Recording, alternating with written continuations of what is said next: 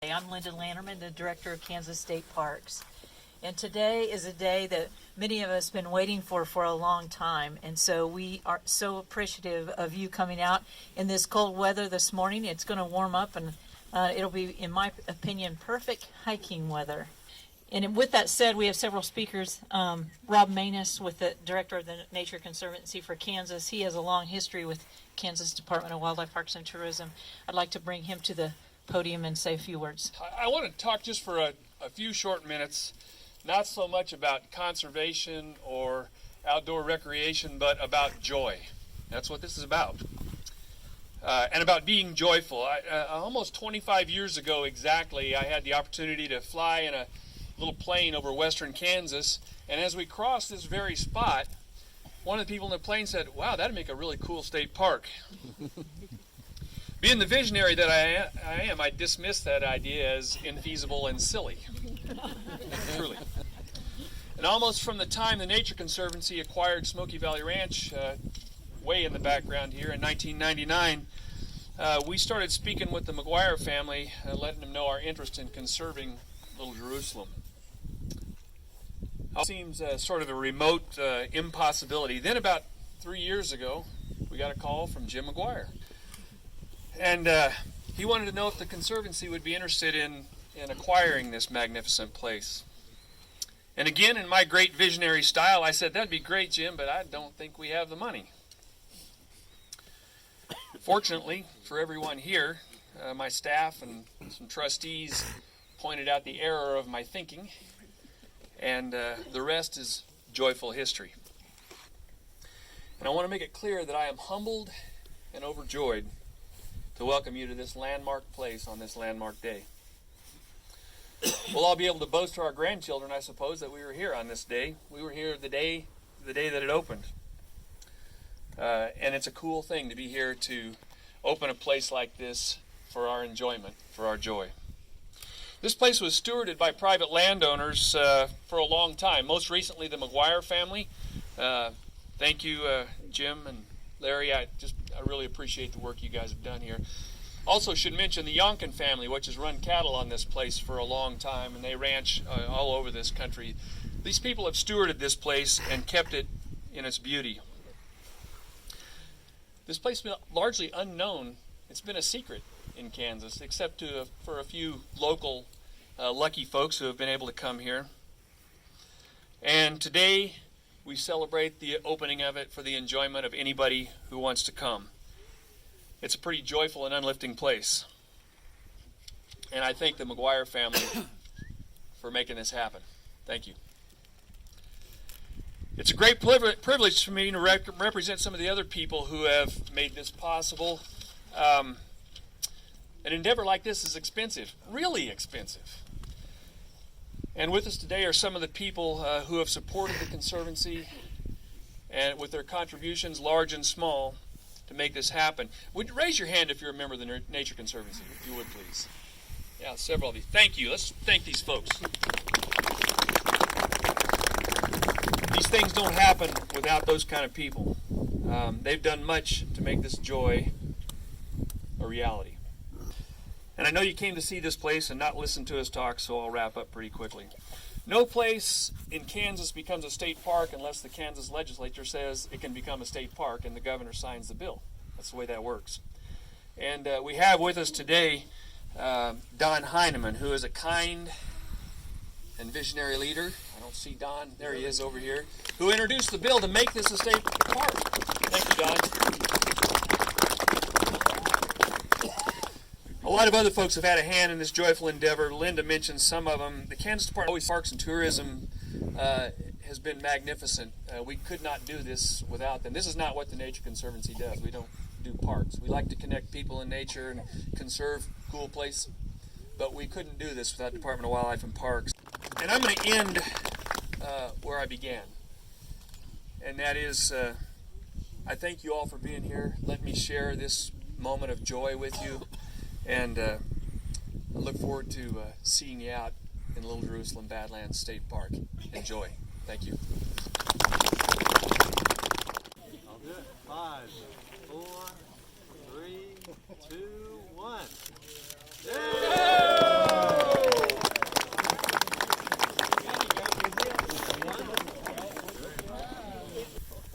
All right, so like I said up there, my name is Phil Gould. I'm the park ranger. I've been here for about 3.5 years. I grew up in Syracuse, Kansas, which, if you're familiar with this area, it's just about an hour and a half southwest of here.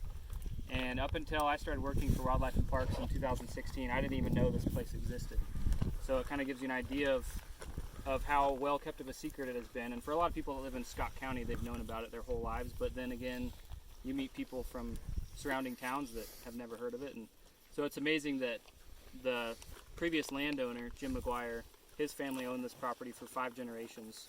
And they not only did a good job of keeping it a hidden secret, but of preserving this place, because that's what really the whole mission of the Nature Conservancy and Wildlife and Parks is to not only allow public access and share this place with all of you, but to make sure we find that balance of conservation. Because it is such a fragile landscape, I actually had somebody in a serious tone ask me right after they bought this property if it was going to be a 4-wheeler park. Well, don't understand the chalk quite enough to to turn it into a 4-wheeler park. We'd just be tearing it up, and even a bike trail is really out of the question out here. I don't know if anybody noticed, there's a sign up there by the Ramada up there. K-State is doing trail use research out here, and earlier this morning they had a drone flying out, and so they're partnering with us to monitor trail usage and erosion issues that might come up, places where, say, if there's a place on the trail that looks especially tempting for people to go off the trail, then they kind of give us feedback, and that'll help us change our management. So this is kind of going to be a learning curve for all of us to figure out how to best manage this place and to still leave it open to the public. But it's a challenge that we all think is definitely worth it.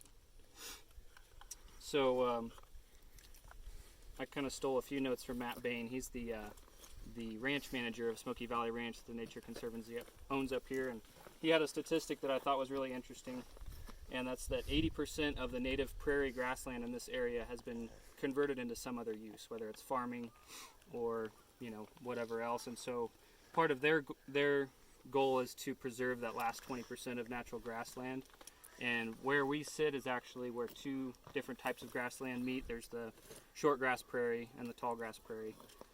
There's a couple of really unique plant and animal species that thrive out here. And one thing that I remember thinking the first time I saw this place is it looks really barren, and you wouldn't think it would support a whole lot of life. But there is a species of buckwheat called the Great Plains wild buckwheat that is found nowhere else in the world.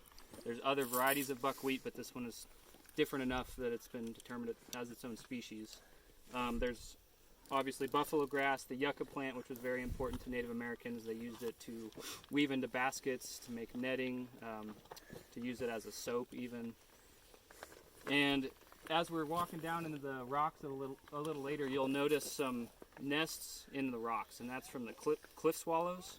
And this is a really ideal habitat for them because they build their nests right up in the rocks. And some of them they look like a clump of mud, or they might even be carved right out of the stone themselves.